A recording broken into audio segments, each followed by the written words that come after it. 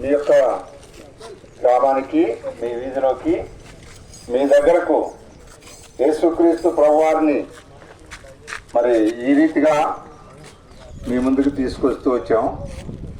కనుకని మా సహోదరులు పాడుతూ వచ్చారు. ప్రభు యేసుని రక్తము గురించి పాడారు.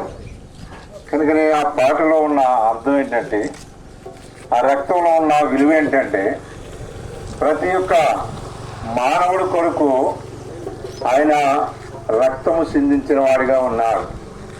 రక్తము చిందించకుండా పాప క్షమాపణ లేదు. ప్రియులారా, మరి మానవుడు పాపాలు పరిహారం అవ్వాలంటే దేవుని యొక్క మరి రక్తములో కడగబడాలి. కనుకని యావత్తు ప్రపంచమంతటా కూడా దేవుని యొక్క రక్తములో కడగబడితేనే ఆ మోక్ష రాజ్యానికి వారసులు అవుతారు, ఆ వైకుంఠానికి హక్కుదారులు అవుతారు.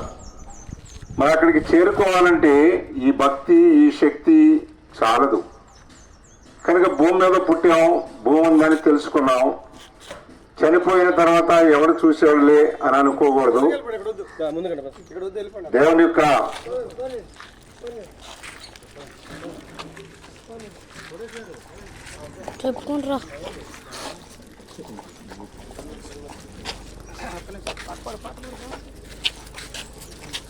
నది వాళ్ళే